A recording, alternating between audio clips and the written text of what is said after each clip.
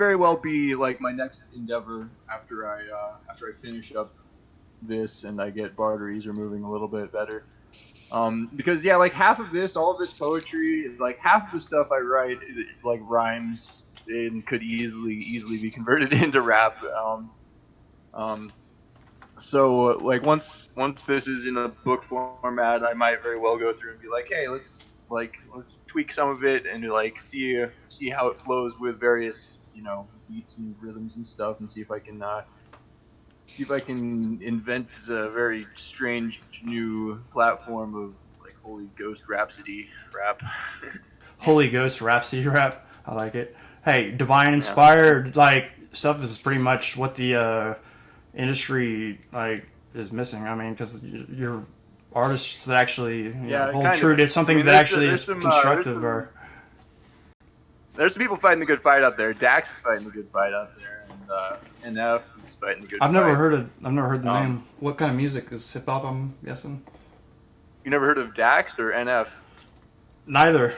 Like then again, I don't really listen or pay attention to like the new stuff that's like dropping. I'm kind of stuck in the 2010s. You'd appreciate them. They're pretty good. They're pretty good artists. Pretty good rap artists. I got a little bit more into Mac Miller. I guess talk about meaningful things, and they've built their own legacies without necessarily the like all of the demonic corruption that's common in music industries. Yeah. Cars, sex, money, hoes, and shit. Like sell your butthole to Satan, able to get the free ride in there. Are you hearing about all this? What I think is ridiculous.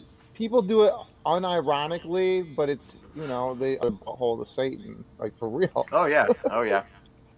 No, quite literally. Move my camera over here because I keep looking at your guys' pictures, but I'm looking at my other screens. It's awkward. It's hard work being a doll, a performance doll. I don't know. It's very unironic. Like all of this demonic imagery that we see in all these musicians and all these all these Hollywood movies and stuff. It's not just like symbolism or whatever. It's like no, these people have literally been like, oh, you'll give me power in like this material world if I just use my voice to corrupt the souls of the children. Sure, that sounds great. I'll do that. Yeah. AKA make a bargain with Dr. Faust so that I can have money. Right? Money. give me my little troll toll for the boys' hole. Whatever, shit. David Bowie and his Black Star shit. I mean, like it's all that. There's so much esotericism that's thrown into our face or whatever, and they try to like flaunt that they have power. But they have no power because they sold their sovereignty. Like yeah, I have somebody who's like totally convinced that David Bowie was like the second coming of Jesus, and was trying to. I've heard that before. Yeah. About everything. Fucking David like Bowie. I don't know if that's necessarily canonical. Yeah. No but shit. Now, like I actually know this whole like subplot of David Bowie and like the woman he actually loved compared to the woman he was married to, and how like the woman he actually loved it was like. Yeah, it was like a man. It was like the subplot of like what's actually going on there. How like she's been like gang stalked and had like miscarriages from her affairs with him, and like gross. And his whole marriage with what's her face was this giant sham. And yeah. I mean, it sounds like the Robin Williams, Bill Gates thing or whatever. Have you seen that? Oh, tell me about that. Robin Williams is leaving Bill Gates. You didn't hear about that? I'm just fucking around. I mean, I don't think that Melinda Gates is actually Robin Williams. It's just the fucking meme or whatever that's been going around because she looks. Oh, I haven't seen that meme. She looks strikingly similar. I've seen another actor, but not Robin Williams. The last time I saw Robin Williams was like a week after he died. I summoned it into my video game console while I was on mushrooms. You trapped his soul in a horror crux. Yeah, I was really like he actually was very kind. We had an interesting conversation.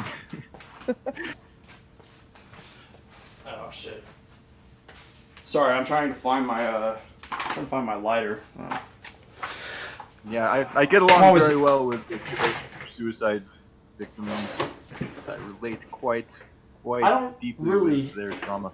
I don't really have any sort of esoteric like connections to like ghosts are like angels or demons directly, I guess. But then again, I already know I don't really dream at night. I kind of just slip into my Borg alcove or whatever, and my consciousness sort of just blips off the radar for a little bit, and then I wake up, feeling Yeah, well, I mean, according to Dothy Poo, somebody nerfed dreaming, so it's harder to get the full connectivity with dreams. And I've kind of like, you have to really get into that REM deep sleep, which isn't always easy with like the general stress of the weight of the fact that we're just kind of automatically half transmuting the general energetic grid work of the foundation of human motivation into an entirely new paradigm. So we're not always able to fully relax into the state in which our souls can be transported to the kids where they teach people accurately what's going on out there. The Jedi temple, the Jedi space temple that exists in the crossroads, basically, or I don't know, what'd you call it? You call it like the Guru School. You're like the Mystic Guru School, and I was like, hey, that sounds nice. I've never gotten in my invitation or been able to connect to any sort of abstract and weird, and they're just like emotional intelligence level dreams. There's really nothing profound that I gather from it. It's like there's very different kinds of dreams. Those sorts of dreams are mostly just like our projections, kind of like reflecting within the ether, and aren't necessarily like there's a big difference between something just like grabbing you and being like, you need to understand this message right for your sake of your own growth, which is supposed to influence the growth of all souls, but you're a lazy fuck. I get those in real life. That's how I interpret it. That's what my handlers tell me all the time. So, who needs dream spirits when you have the FBI? You're supposed to be the one fixing everything right now. It's your responsibility, and the fact that you're not fixing everything is spiritual genocide on the eternal souls of all humans. Okay, I'm trying my best. Yeah, I'm trying my best. Spiritual genocide by not fixing all of your problems. I know. I'm so sorry, you guys. I didn't get to all the memos ahead of time, right? And by the time they caught up with me, right, I'd already been so destroyed by my poor living standards and pretty much. By the time I realized that actually all of this stuff is very, very, very important, and there's deep, deep meaning in the methodology of influencing the positive trajectory of all motivation and knowledge. Well, yeah, I'd already been homeless for like 3 years. Yeah, exactly. Fuck, man, it's like you can't. It's hard to build when your foundation is like just completely washed up on the fucking beach of the fucking current samsara you're in or whatever. With my greasy hair, not presenting myself like I need to be the avatar of shit. I'm Dodge right now, so you're not. I'm on my grandma's porch, dude. Oh, hey. The grandma was awesome. It really would be like. I wish my grandmother was still alive. It really is kind of. Well, sorry, I can barely hear you sometimes there. No, you're good.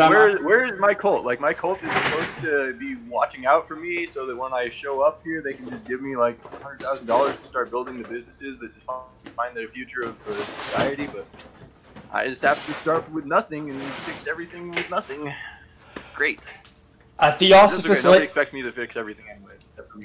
A Theosophist lady said that's kind of how it's like when you're not born with any karmic debt, This Theosophist woman that I met one time, she said that if you're not born with any karmic debt, you don't really ever sort of see the any sort of superficial level of success, and you don't really settle down. You're kind of just here as a volunteer mission. But she could have just been filling my heads with theosophical Helena Blavatsky type of yeah, that's kind of a wish I don't know, wash. it's kind of like a common narrative of like everybody wants to like the star seeds are all fixed grid, and there's some layer of truth to that, but there's a lot of in that as well, I think.